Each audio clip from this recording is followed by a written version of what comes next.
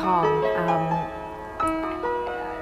I can't remember how old I was, but probably a teenager when I saw it. And I remember being, yeah, it was just one of those staggering performances that just stay with you.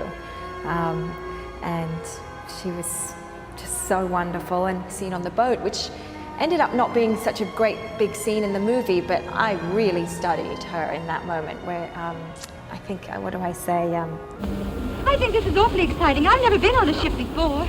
Oh, I think this is awfully exciting. I've never been on a ship before.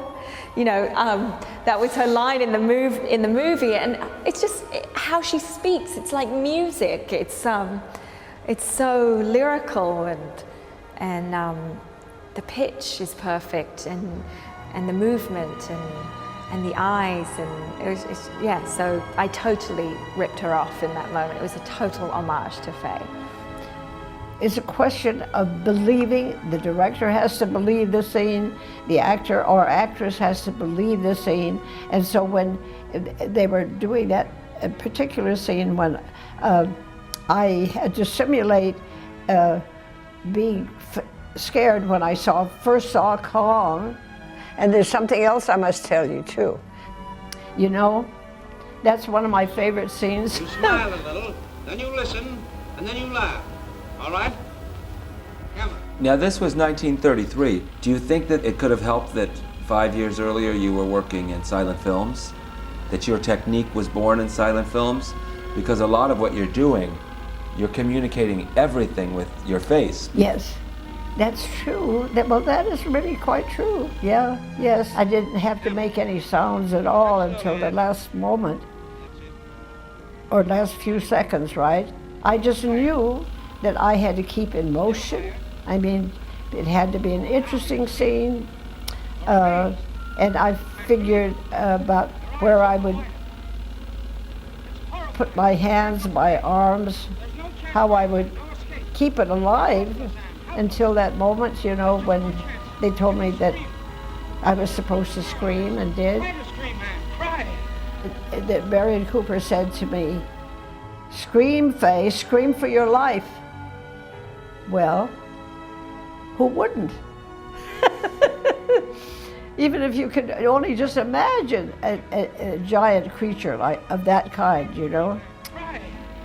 Perhaps if you didn't see it, you could scream. Throw your arms across your eyes and scream, man. Scream for your life.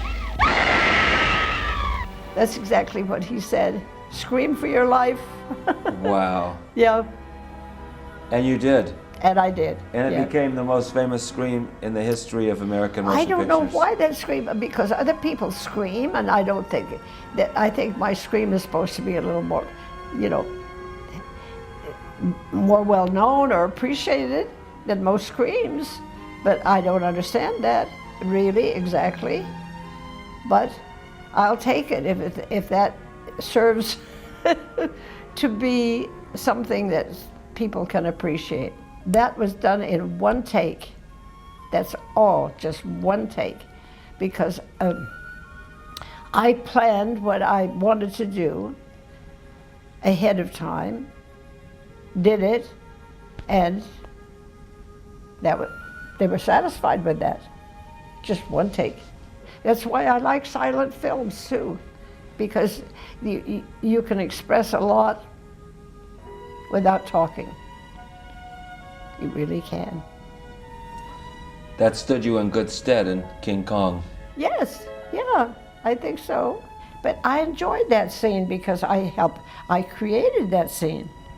I enjoyed doing that very much, yeah. It was my scene.